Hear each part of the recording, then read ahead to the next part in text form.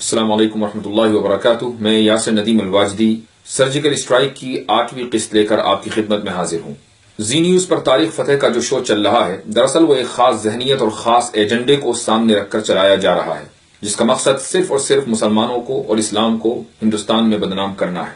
میں نے تاریخ فتح کو ایک ہفتے پہلے ٹویٹر پر چیلنج کیا تھا، لیکن تاریخ نے میرے ساتھ ڈیبیٹ کرنے سے انکار کر دیا، چونکہ اس کو معلوم ہے کہ اگر اسٹینڈرڈ رول کی روشنی میں اس کی کسی کے ساتھ ڈیبیٹ ہو گئی تو اس کا ایجنڈا فوراً فاش ہو جائے گا، اس کا راز فاش ہو جائے گا اور دنیا کو پتہ چل جائے گا کہ اس کا کیا مقصد ہے اور وہ اپنے شو میں کتنا جھوٹ پھیلاتا ہے۔ تاریخ فتح سے متعلق سب سے پہلی ویڈیو میں نے اس کا ایک مختصر سا تعارف ذکر کیا تھا۔ آج کی اس ویڈیو میں اس کے عقائد کے اوپر کچھ روشنی ڈالی جائے گی۔ دراصل آج کی ویڈیو اس کے عقائد کا تعارف اور آپ کی غیرت کا امتحان ہے۔ بات شروع کرنے سے پہلے میں اپنے ہندو بھائیوں سے ایک بات ضرور کہنا چاہوں گا کہ تاریخ فتح اپنے آپ کو مسلمان کہتا ہے اور ہم بھی مسلمان ہیں۔ اب یہ مسلمانوں کا جھگڑا ہو گیا ہے۔ جو لوگ مسلمان نہیں ہیں، غیر مسلم ہیں، ان کو اب یہ حق نہیں پہنچتا کہ وہ یہ فیصلہ کرنے بیٹھیں کہ کون سچا مسلمان ہے، کون پکا مسلمان ہے اور کون جھوٹا مسلمان ہے۔ اس لیے میں تمام ہندو بھائیوں سے گزارش کروں گا کہ وہ اس قضیے سے اپنے آپ کو الگ رکھ لیں، اس بحث سے اپنے آپ کو الگ رکھیں اور مسلمانوں کے اس اندرونی مسئلے میں دخل نہ دیں۔ بہت سے کٹر پنتھیوں کے دخل دینے کی وجہ سے اس ملک میں جو فضا بن رہی ہے وہ ایسی بن رہی ہے کہ گویا کہ تاریخ فتح ان لوگوں کا لایا ہوا اور ان لوگوں کا پلانٹ کیا ہوا ہے کہ جو مسلمانوں کو اور ہندوؤں کو اس ملک میں چین سے رہنے دینا نہیں چاہتے۔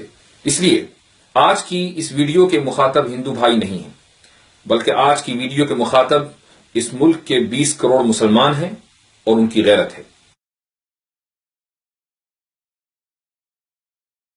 آئیے سب سے پہلے دیکھتے ہیں کہ تاریخ فتح نے کس طریقے سے نبی کریم صلی اللہ علیہ وسلم کی شان میں گستاخی کی ہے، اور صرف اسی پر نہیں، آپ صلی اللہ علیہ وسلم کی شان میں گستاخی کے علاوہ اس نے اللہ کی شان میں بھی گستاخی کی ہے۔ اس کی کچھ پرانی ویڈیوز ہیں جو یوٹیوب پر پڑی ہوئی ہیں۔ ایک ویڈیو میں جہاں یہ یہودیوں کے مجمع کے سامنے تقریر کر رہا ہے، کس طریقے سے اللہ اور اللہ کے رسول کا مذاق اڑاتا ہے، آپ خود ہی دیکھیے۔ Mother. She gave birth to me and I can never insult her. If my mother gave birth to me and she's a Muslim, I'm not going to insult her by saying, Mom, when you say that Muhammad flew on a horse, why didn't he fly on a swan? I actually did ask her when I was 12. I was beaten. I can't tell you. I said, why a horse, Mom? It could have been a swan or a duck or something, a swallow. سنا آپ نے یہ کس طریقے سے نبی کریم صلی اللہ علیہ وسلم کی شان میں گستاخی کر رہا ہے اور کس طریقے سے معراج کے واقعے کا مذاق اڑا رہا ہے۔ یہ کہہ رہا ہے کہ میری ماں چونکہ مسلمان تھی، اس لیے میں کبھی بھی ان کا دل دکھانا نہیں چاہتا تھا، اس لیے میں نے کبھی ان کے مذہب کی بے عزتی نہیں کی۔ حالانکہ میں اگر یہ چاہتا تو پوچھ سکتا تھا کہ اگر محمد صلی اللہ علیہ وسلم کو معراج پر جانا ہی تھا تو وہ گھوڑے پر سوار ہو کر کیوں گئے، گھوڑے پر اڑ کر کیوں گئے، وہ کسی سوان یا بطخ کے اوپر اڑ کر کیوں نہیں گئے؟ یہ سوال اس نے اس لیے نہیں کیا کہ واقعی یہ سمجھنا چاہتا تھا، بلکہ غیر مسلموں میں خصوصاً یہودیوں کے مجمع میں یہ جس انداز سے اداکاری کر کے دکھا رہا ہے، دراصل یہ نبی کریم صلی اللہ علیہ وسلم کی توہین کر رہا ہے۔ اس کے بعد آگے دیکھیے کیا کہتا ہے، آپ کے رونگٹے کھڑے ہو جائیں گے۔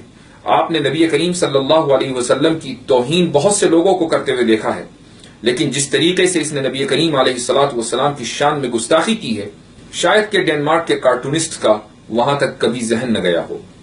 یہ دیکھیے کیا کہتا ہے۔ That Muhammad was a rapist, or Muhammad killed 700 Jewish children, and this slaughter happened, or that happened, or he had a child wife. That is merely to satisfy your ego and to look around the hall and say, I told you so, I told you so, Muhammad's a rapist. آپ نے دیکھا کہ اس نے کیا کہا۔ اس نے جس انداز سے نبی کریم صلی اللہ علیہ وسلم کی شان میں گستاخی کی ہے، دراصل اس بات کا ترجمہ کرتے ہوئے بھی روح کانپتی ہے۔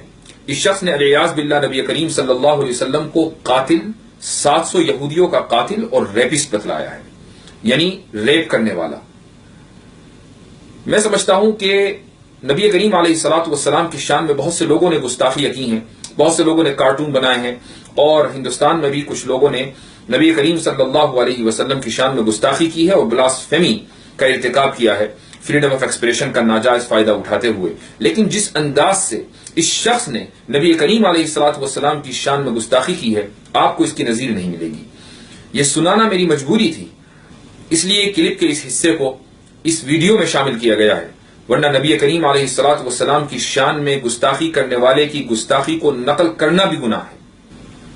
اب آگے دیکھیے، یہ خود ہی اپنا واقعہ سناتا ہے کہ ہم کس طریقے سے قرآن کریم کا مذاق اڑایا کرتے تھے۔ اگر یقین نہیں آتا تو خود ہی سنیے، یہ دیکھیے کیا کہتا ہے۔ You know, throughout my time in university, almost everyone I knew was an atheist. We would go in the university bus singing parody about Quranic verses. یہ کہہ رہا ہے کہ جس زمانے میں میں یونیورسٹی میں پڑھتا تھا تو میرے جتنے جاننے والے تھے وہ سب کے سب ایتھیسٹ، ملحد یعنی خدا کے وجود کا انکار کرنے والے تھے، اور جب ہم بس میں بیٹھ کر جایا کرتے تھے تو ہم سب لوگ قرآن کی آیتوں کا مذاق اڑایا کرتے تھے۔ تو نبی کریم صلی اللہ علیہ وسلم کی شان میں گستاخی کے بعد اس نے قرآن کریم کی بھی توہین کی ہے۔ لیکن یہ شخص یہیں نہیں رکا، بلکہ قرآن کریم پر ایمان نہ لانے کی اس نے بڑی بوگس دلیل دی ہے۔ آپ اس دلیل کو سنیے اور خود جانیے، خود فیصلہ کیجیے کہ کیا یہ شخص مسلمان ہو سکتا ہے۔ So what is it to be a Muslim? Obviously you don't need the Quran. I'm talking blasphemy now, but I'm talking facts.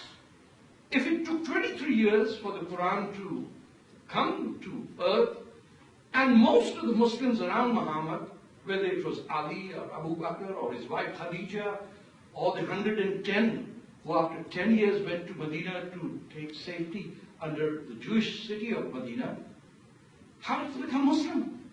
Obviously they didn't have the Quran or the Hadith, which means I could be a Muslim without.